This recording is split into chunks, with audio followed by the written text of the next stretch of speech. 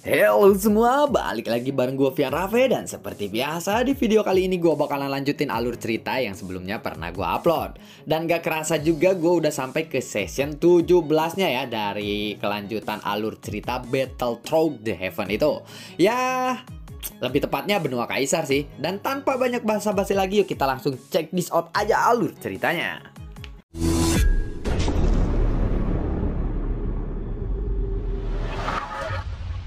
Di episode sebelumnya, setelah kematian Jenderal Tentara Surgawi yang telah dikirimkan oleh aliansi dewa ke tanah hukuman para dewa. Tapi aliansi dewa tidak berhenti sampai di situ saja. Mereka mengirimkan seseorang lagi untuk membunuh Xiaoyan ini dan meratakan semua yang memberontak di tanah hukuman para dewa. Sementara itu, Li Zhu, Qiuzun, dan juga Fang Yi sedang berdebat. Aku sudah tidak takut mati. Mungkin itu lebih baik daripada kita terjebak di sini seumur hidupku, ucap dari Li Zhu. Kalimat ini benar-benar membuat Fang Yi merasa bodoh. Memang jika tanpa kebebasan apalah artinya hidup ini? Daripada hidup seperti ini, mungkin akan lebih baik untuk melakukan pertaruhan saja. Entah mereka akan hidup dengan bebas atau mati di sini. Setidaknya mereka telah berjuang untuk melawan. Dengan cara ini, akhirnya mereka pun tidak memiliki rasa takut akan kematian. Di pulau kematian dewa, Xiaoyan dan juga Dong Haiyuan baru saja bersiap untuk pergi ke tempat persembunyian para dewa yang lainnya. Namun, Xiaoyan belum berangkat ke sana karena ada seseorang yang melaporkan situasi terbaru kepada Xiaoyan. Akhirnya, Xiaoyan dan juga Dong Haiyuan harus keluar lagi dari pusat inti bumi. Masalah apa yang akan kamu laporkan? Tanya dari Xiaoyan atau klon dewa asli itu. Anda telah membunuh jenderal dari aliansi dewa. Yang pasti itu telah menyinggung aliansi dewa. Pada saat ini, mereka telah mengirim 10.000 pasukan surgawi dan seseorang jenderal yang berkekuatan fighting god bintang 8, ucap dari Li Zhu. Sebenarnya Li Zhu ini adalah klon dari Li Zhu. Dan benar kan tebakan gua bahwa Li Zhu ini adalah klon dari Li Zhu? Oh, situasinya menjadi semakin menarik sekarang. Jika aku bisa membunuh seseorang fighting god bintang 8, mungkin Jingguye akan merasa kesal. Membosankan juga jika kita menunggu tanpa melakukan apa-apa, bukan? Dong Haiyuan, bagaimana jika kamu bermain-main dulu denganku? Ucap dari saya. Hah, itu pasti akan menyenangkan. Tetapi di mana kita bisa menemukan bidak caturnya? Ucap dari Dong Haiyuan. Begitu Xiaoyan mengangkat tangannya, sumber gasnya membuat garis besar dan sebuah papan catur pun terbentuk di udara. Baiklah, kamu duluan saja yang maju, ucap dari Xiaoyan sambil memandang ke arah Dong Haiyuan. Kenapa jadi tiba-tiba bermain catur? Dong Haiyuan lalu melambaikan tangannya. Dong Haiyuan lalu meletakkan bidak-bidaknya sesuka hatinya. Dan dalam sekejap, papan catur itu sudah dipenuhi dengan bidak catur. Baiklah, Anda menang, ucap dari Dong Haiyuan sambil tersenyum. Singkat ceritanya seperti itu saja. Seolah-olah dia memang mengharapkan hasil seperti itu. Ini, aku menang bukan karena aku pantas menang, tetapi karena kamu tidak punya keinginan untuk menang, bukan? Ucap dari saya. Ya, aku hanya ingin Anda selalu berbahagia saja dan menang. Tetapi aku tidak mengerti satu hal. Mengapa dalam seluruh permainan Anda terlihat ingin selalu mengendalikan situasinya? Ucap dari Dong Haiyuan. Coba kamu lihat dengan cermat pada bidak caturku. Aku tidak ingin menang atau kalah, karena mengendalikan permainan jauh lebih penting daripada menang atau kalah, jawab dari saya. Apakah kehidupan ini memang seperti permainan catur ini? Tanya dari Dong Haiyuan. Tidak, karena kehidupan di dunia Senki ini masih belum berakhir. Tidak seperti permainan catur yang kita mainkan barusan, jawab dari Xiaoyan atau klon dewa asli. Pada saat ini, Dong Haiyuan sepertinya tiba-tiba mengerti apa yang terjadi dan menoleh kepada Xiaoyan. Senior, Bukankah senior adalah dewa asli? Tanya dari Dong Haiyuan. Hei, apakah itu penting? Jawab dari Xiaoyan. Tunggu dulu, jadi senior ini berasal dari dunia Senki juga? Tanya dari Dong Haiyuan lagi.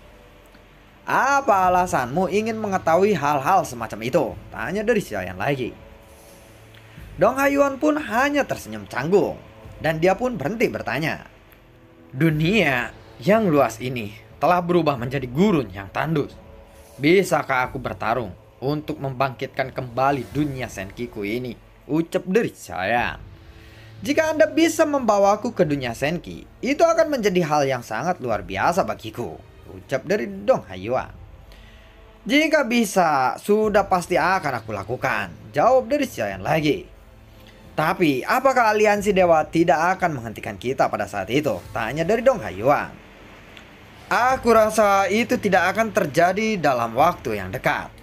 Namun aliansi dewa telah datang untuk memprovokasi kita berkali-kali. Tetapi bagiku itu hanya sebuah tes saja. Jawab dari Xiaoyan. Kemudian Xiaoyan mengangkat kepalanya. Pada saat yang sama, ada lebih dari selusin kapal yang muncul di langit berbintang utara ini. Dan saat ini pasukan surgawi sudah menemukan Li Zhu dan juga yang lainnya. Hei, kalian bertiga, apakah kalian yang bertanggung jawab di tanah hukuman para dewa ini? Tanya dari Rantau. Iya, benar Tuan, aku adalah Li Zhu. Aku adalah Fang Yi, dan juga aku adalah Qiu Yi, ucap dari mereka. Mereka bertiga langsung memberikan hormat kepada Jenderal Rantau. Lalu siapa yang membunuh jenderal dari aliansi dewa kemarin? Tanya dari Rantau. Mendengar kata-kata itu, Li Zhu dan yang lainnya tiba-tiba menjadi pucat. Sebelum mereka bertiga dapat berbicara, Rantau lalu mengangkat tangannya dan sebuah tombak pun lalu muncul. Kemudian dia membelah kapal Li Zhu menjadi dua bagian. Spring, buar. Dan ketiga orang itu pun langsung memuntahkan darah. Kalian adalah penanggung jawab di tempat ini. Kalian harus bertanggung jawab atas kematian jenderal dari aliansi dewa sebelumnya, ucap dari Rantau. Bus, bus, bus, bus. Tombak panjang itu pun melesat ke arah Li Zhu. Kalian sudah tidak perlu hidup lagi, karena kalian tidak bisa menangani tempat ini dengan baik. Kalian memang tidak berguna. Aku akan membunuh kalian semua. Lalu aku akan memilih orang lain sebagai gantinya, ucap dari Rantau. Li Zhu dan yang lainnya hanya bisa pasrah kali ini. Karena melawan atau tidak, tetap saja mereka bertiga pasti akan mati di tangan Rantau. Wush! Tombak Rantau pun sudah semakin dekat. Tetapi Li Zhu tahu bahwa hanya Xiaoyan saja yang bisa menyelamatkannya sekarang. Namun dia tidak berani meminta bantuan kepada Xiaoyan atau klon dewa asli. Karena begitu dia berbicara, semuanya akan terungkap bahwa dia ternyata memiliki klon. Tapi sekarang dia tidak punya pilihan lain selain minta bantuan kepada Xiaoyan. Saat serangan Rantau semakin mendekat, ada dua sosok yang muncul. Salah satunya adalah sosok yang tinggi, tapi dia berdiri dengan sangat tenang dan menghalau serangan Rantau dengan begitu mudah. Swing ping buar. Haha, menarik. Sepertinya kau adalah penjahat yang membunuh Jenderal Fighting God bintang 7 dari aliansi dewa sebelumnya, ucap dari Rantau. Kemudian Rantau pun menoleh ke arah Li Zhu. Sebagai pemimpin tanah hukuman para dewa, kalian bertiga berani bekerja sama dengan orang-orang berdosa seperti itu dan membunuh Jenderal Fighting God bintang 7 dari aliansi dewa. Kalian benar-benar pengkhianat yang tidak pantas untuk hidup, ucap dari Rantau. Li Zhu dan yang lainnya tampak semakin pucat. Tetapi kali ini di wajah mereka terpancar ada kelegaan. Terima kasih Tuan atas bantuannya, ucap dari Li Zhu kepada sosok besar di depan mereka. Senior, orang ini berbicara seperti kentut saja. Aku benar-benar ingin mengalahkannya, ucap dari Dong Haiyuan sambil menoleh ke arah Xiaoyan atau klon dewa asli. Mendengar itu Xiaoyan pun lalu berkata, silahkan saja jika kamu ingin membunuhnya, tetapi kamu harus berpikir lebih dulu. Jika kamu membunuhnya, kamu akan menjadi musuh dari aliansi dewa seumur hidupmu. Apakah kamu sanggup? Tanya dari saya. Kalian berbicara sembarangan seperti itu. Akulah yang akan membunuhmu atas nama aliansi dewa, jawab dari Rantau. Alasan mengapa dia berani berbicara seperti itu adalah karena tidak adanya sumber gas atau sumber energi untuk mengisi tubuh dewa asli atau Dong Haiyuan. Jadi dia berkata seperti itu menganggap bahwa Dong Haiyuan tidak memiliki energi sama sekali. Adapun mengapa Dong Haiyuan tidak memiliki fluktuasi energi gas, mungkin itu karena serangan Rantau barusan tidak membuat Dong Haiyuan menggunakan sedikit pun sumber gasnya dan menghalaunya. Sehingga Rantau sama sekali tidak merasakan ancaman dari Xiaoyan atau Dong Haiyuan. Pada saat yang sama 10.000 tentara surgawi telah mengelilingi Xiaoyan dan juga Dong Haiyuan. Sumber gasnya terlalu banyak.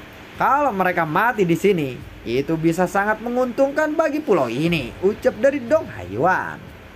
Namun ucapan seperti itu hanyalah hayalan bodoh bagi Rantau. Karena seluruh aliansi dewa tahu bahwa sumber daya di tanah hukuman para dewa ini sangatlah tandus dan sumber gasnya sangatlah langka. Bahkan kekuatan fighting god di sini pun sangatlah terbatas. Tanpa adanya sumber gas, kekuatan yang besar sekalipun akan sia-sia. Rantau pun semakin yakin kepada fakta ini. Dan 10.000 tentara surgawi ini, dia memiliki keyakinan yang cukup untuk melenyapkan semua orang yang berdosa di sini. Hanya dengan membunuh seseorang fighting god bintang 7 saja, kamu sudah membuat bangga seperti itu. Aku akan memperlihatkan bahwa fighting god bintang 8 itu sangatlah berbeda jauh dengan fighting god bintang 7. Ucap dari Rantau. Dia tidak tahu bahwa dia berhadapan dengan seseorang immortality. Setelah Rantau berbicara seperti itu, lautan bintang Qinghai-nya lalu tumbuh dan mengembang. Semuanya berjumlah melebihi 100 juta bintang Qinghai. Xiaoyan pun terkejut ketika melihat itu. Karena tubuh dewa asli tidak mengelola sumber gas. Dan tubuh aslinya sendiri hanyalah berkekuatan fighting god bintang 4 saja. Jadi bintang Qinghai yang berjumlah 200.000, tetapi bintang Qinghai di depannya ini memiliki bintang Qinghai sejumlah 100 juta. Dari situlah Xiaoyan mulai tercengang. Tentu saja celah ini sangatlah mengejutkan bagi Xiaoyan. Di lautan bintang Qinghai yang melebihi 100 juta ini, semua orang di pulau kematian para dewa bisa mendapatkan sumber gas yang begitu banyak dengan ini. Xiaoyan tahu bahwa sumber daya dibutuhkan untuk mencapai fighting god bintang 8 benar-benar tidak terbayangkan. Ya, kekuatanmu memang tidak buruk. Kamu pasti membutuhkan waktu yang lama untuk mencapai kekuatan ini. Tetapi sayangnya hidupmu akan berakhir sampai di sini saja, ucap dari Dong Haiyuan.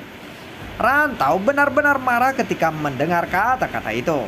Sebenarnya dia juga merasakan keanehan kepada Dong Haiyuan saat ini. Dan dia bisa merasakan secara sekilas karena memang seperti yang dikatakan oleh Dong Haiyuan, Rantau memang membutuhkan waktu yang sangat lama untuk mencapai kekuatan fighting god bintang 8-nya.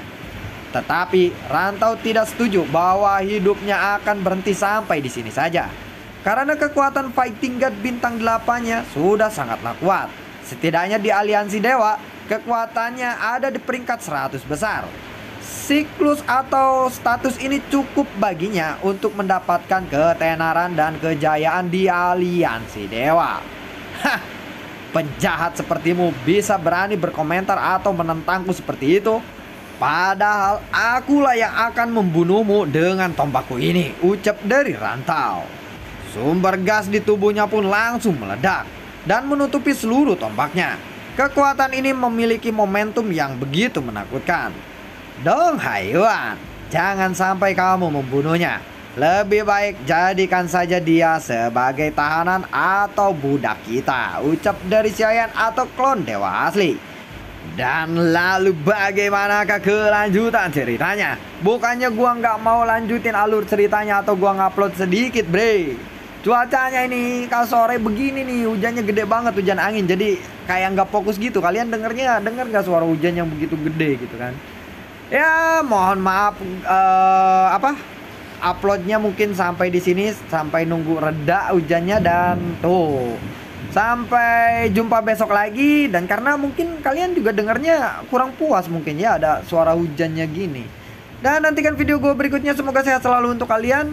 Gue juga tidak lupa untuk selalu ucapin terima kasih banyak buat kalian yang sudah mendukung channel ini dari awal hingga saat ini. Dan gue selalu ucapin terima kasih banyak juga buat kalian yang sudah mensupport channel ini lewat link Saweria di bawah kolom deskripsi. Sampai ketemu lagi di video gue berikutnya. Assalamualaikum dan sampai jumpa. Dadah.